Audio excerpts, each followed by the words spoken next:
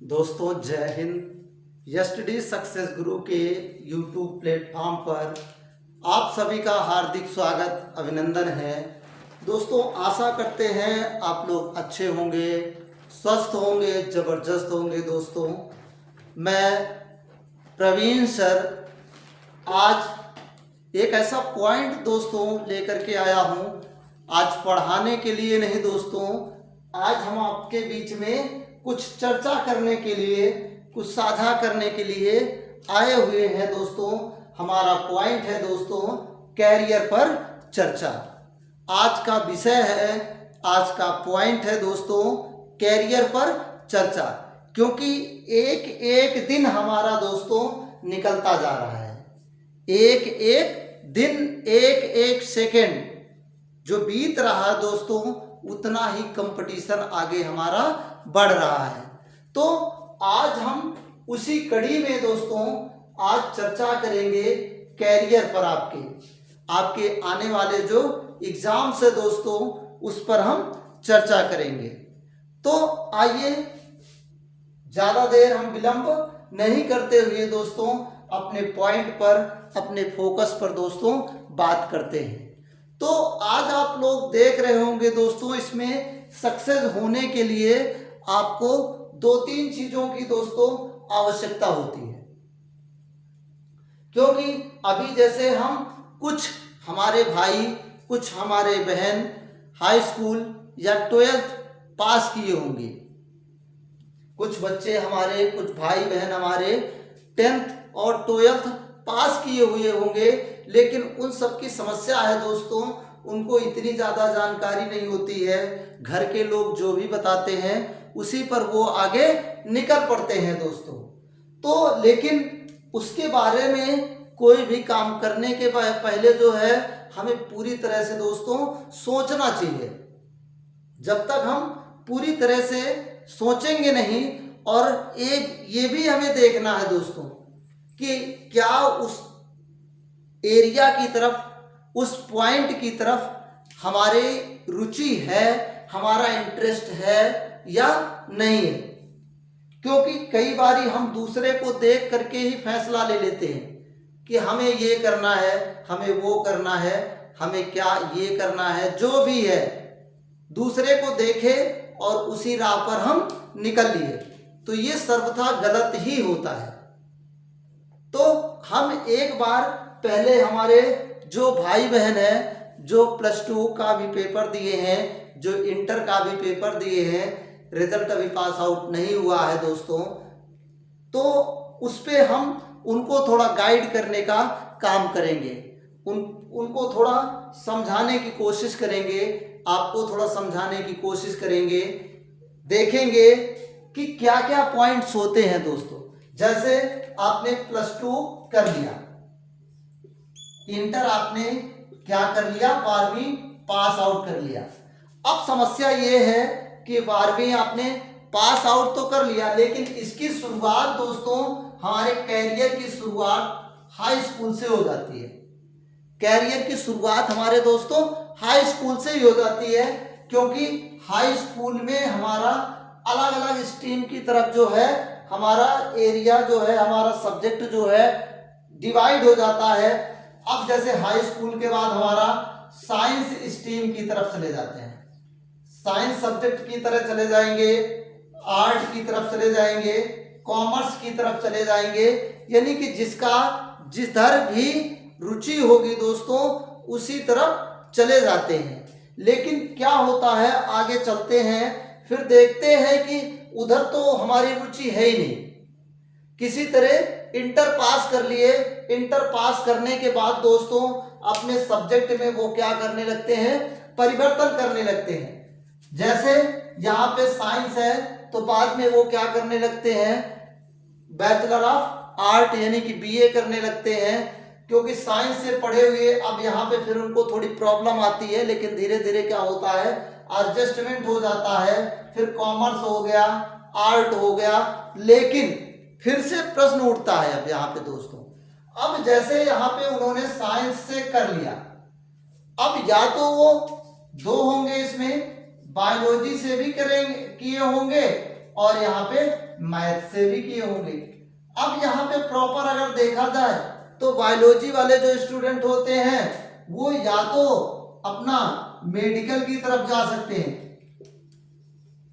उनके लिए ऑप्शन होता है, क्योंकि वो पर्सनल उसी के लिए होते हैं, मेडिकल के लिए, और जो मैथ वाले होते हैं वो इंजीनियरिंग के लिए होते हैं, वो इंजीनियरिंग एरिया में जाते हैं। या फिर एक सिंपल सा पहले ये ग्रेजुएशन कंप्लीट करे, ग्रेजुएशन कंप्लीट करने के बाद फिर अदर एरिया में जा सकते हैं, फिर कुछ भी करें अपना उसके बाद या कर सकते हैं। लेकिन अगर हमें यहीं पे हर बच्चे की एज 18 ईयर्स, 17 या 16 ऐसे ही होती है, या कुछ बच्चे हमारे 19 के पार भी चले जाते हैं, 19 तक भी पहुंच जाते हैं इंटर पास करते करते।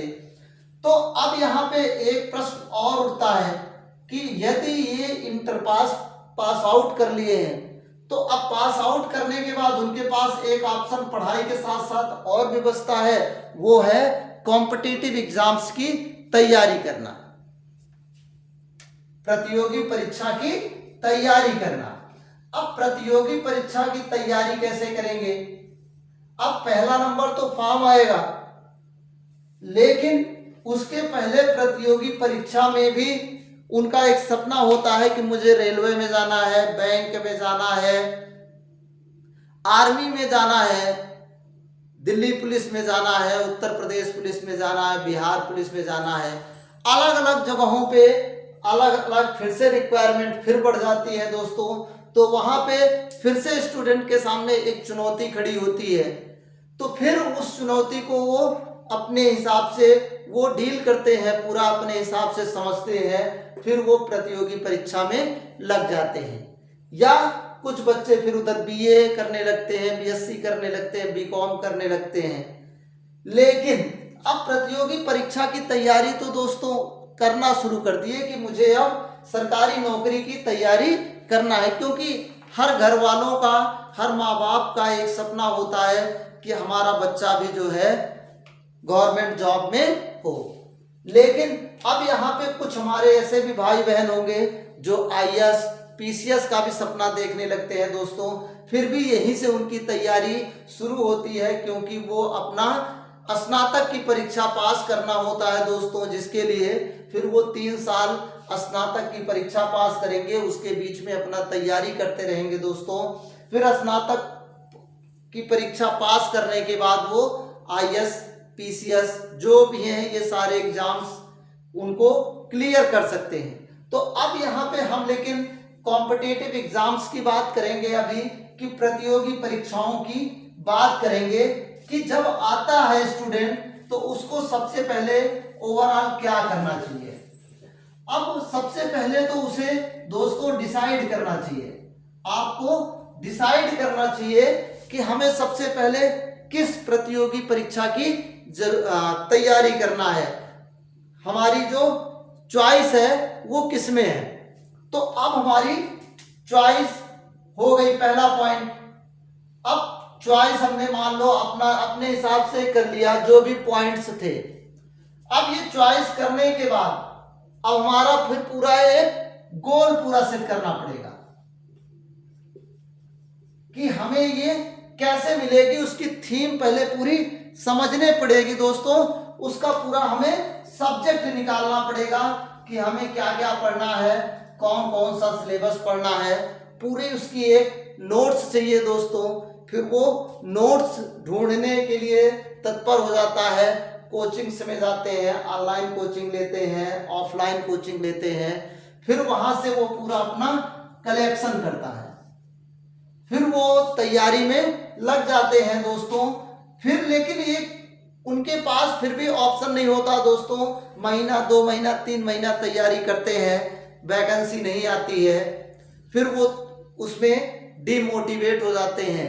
लेकिन अगर वही स्टूडेंट हमारा प्रॉपर तरीके से लगा रहे, धीरे धीरे तैयारी करता रहे, तो दोस्तों आने वाला एक टाइम जो होगा वो उस कैंडिडेट के, उस परीक्षार्थी के, उस भाई बहन को उस लक्ष्य तक जरूर ले जाएगा दोस्तों।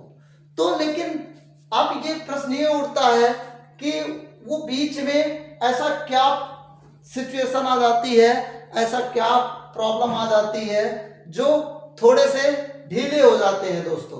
तो यहाँ पे दोस्तों दो तीन चीजें हैं। कई बारी हमें जो गाइडेंस है वो गाइडेंस सही नहीं मिल पाती है। गाइडेंस हम जिससे, क्योंकि हम तब इतने छोटे होते हैं, परिपक्व नहीं होते हैं कि हमें उस एरिया के बारे में सारी जानकारी होती है। तो अब हम दूसरे से क्या करते हैं दोस्तों, गाइडेंस मांगते हैं कि भाई भैया ये ऐसे ऐसे है, मुझे इस एरिया में जाना है, फिर कैसे होगा। तो अब ये तो करते हैं, लेकिन क्योंकि आजकल कहते हैं सलाह सबको फ्री में मिलती है, तो अब उनको चाहे जानकारी हो चाहे ना हो, वो क्या करते हैं, अपने हिसाब से उल्टी सीधी जानकारी दे देते हैं कि हाँ ऐसा करिए ऐसा हो जाएगा, वैसा करिए ऐसा हो जाएगा। तो लेकिन उसको सही गाइडेंस का ना मिलना कहीं ना कहीं उसकी नाकामी से दूर ले जाता है। तो इसलिए मेरे प्यारे मित्र, फ्रेंड्स, आप एक ऐसे गाइडर का चुनाव करें जो आपको सही दिशा दिखा सके, क्योंकि जब तक आपको पूरा गाइडर नहीं मिलेगा तब तक आप अपने लक्ष्य को हासिल नहीं कर पाएंगे। करेंगे जरूर, लेकिन थोड़ा वक्त लगेगा, थोड़ा आपको समय देना पड़ेगा और फिर आपके अंदर समझदारी आएगी। तो अगर आपको सही गाइडर मिल गए, सब कुछ हो गया दोस्तों, तो फिर अब आती है पढ़ाई कैसे की जाए। पढ़ाई कैसे की जाए दोस्तों। अब लेकिन पढ़ाई करने के लिए दोस्तों जुनून चाहिए। पढ़ाई करने के लिए जुनून चाहिए दोस्तों। तो वो जुनून आपके अंदर से ही निकलना चाहिए दोस्तों, कि मुझे ये करना है, मुझे ये करना है, मुझे ये करना है, ये सोचना चाहिए और दोस्तों हमें लग जाना चाहिए। और तब तक हम अपनी तैयारी हमें नहीं बंद करना चाहिए जब तक कि हमें सफलता ना मिल जाए। लेकिन उसके पीछे दोस्तों कुछ ना कुछ आपका कारण होना चाहिए। आप सोचिए बैठ करके कि हम परीक्षा की तैयारी क्यों करें। तो कहीं ना कहीं आपके लाइफ से जुड़ी हर एक समस्याएं आएंगी, कोई ना कोई समस्या होगी घर में, जिसकी वजह से आपको जरूरी नहीं मजबूरी हो जाएगी तैयारी करना, या आपकी चॉइस होगी दोस्तों कि हमें इस एरिया में जॉब को करना है, अदर किसी भी एरिया में जॉब को नहीं करना है। तो अगर ये चीजें आपने सोच विचार दोस्तों सही ढंग से कर लिया, और सही ढंग से करने के बाद आप अपने पॉइंट की ओर अगर लग गए दोस्तों, तो फिर आपको कोई भी रोक नहीं सकता है। कोई भी माई का लाल नहीं है कि आपको रोक लेगा आपको अपने लक्ष्य की ओर तक जाने से। लेकिन आपको सही मटेरियल, सही गाइडर और सही प्लेटफॉर्म का आपको मिलना बेहद जरूरी है दोस्तों। आप चाहे ऑफलाइन कोचिंग ले चाहे ऑनलाइन कोचिंग ले दोस्तों, लेकिन आपका जो गाइडर होगा, जो आपको पढ़ाता होगा दोस्तों, वो सही रास्ता दिखाए और कंप्लीट सिलेबस दे। ऐसा ना करें दोस्तों कि आप लोग ट्रिक का माध्यम आप लोग अपनाते हैं दोस्तों, और वो ट्रिक कहीं ना कहीं 100% फिट नहीं होती है, कहीं ना कहीं गलतियां जरूर करवाती है। इसलिए हमें दोस्तों ट्रिक के पीछे बिल्कुल नहीं भागना है। अगर हम ट्रिक के पीछे दोस्तों भागेंगे तो कहीं ना कहीं एग्जाम्स में हम गलती करके चले आएंगे। कहीं ना कहीं दोस्तों हम एग्जाम्स में अगर गलती कर देंगे, एक भी क्वेश्चन, 2 क्वेश्चन, 5 क्वेश्चन, 10 क्वेश्चन हमारे जो भी है अगर गलत हो गए दोस्तों, तो हम अपने लक्ष्य से दूर हट जाएंगे तुरंत। फिर वहां पे हम अपना डिमोटिवेट हो जाएंगे, अपना आत्मविश्वास, अपना आत्मबल दोस्तों हम खो देंगे। इसलिए हमने जो भी पढ़ना है दोस्तों डिटेल से समझ करके फिर आपको आगे पढ़ना है। लेकिन एक पॉइंट्स और है दोस्तों, पढ़ाई करें तो आखिर कैसे करें। तो हमारे हिसाब से दोस्तों, हमारे एक सोच से जो है, सबसे पहले आपको अपना जो सिलेबस है दोस्तों, उस सिलेबस को उठाना चाहिए।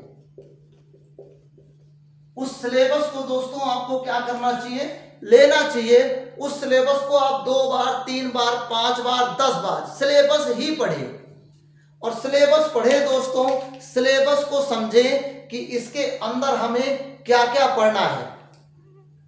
इतना करें दोस्तों। पहला पॉइंट, सिलेबस उठाए, सिलेबस को आप पूरा A to Z 2, 3, 4, 5 बार आप पढ़ें। उसके बाद देखें कि हमें उसके अंदर कितना पॉइंट को पढ़ना है। अब आपने सिलेबस को क्या किया दोस्तों, एक बार उठा करके देख लिया।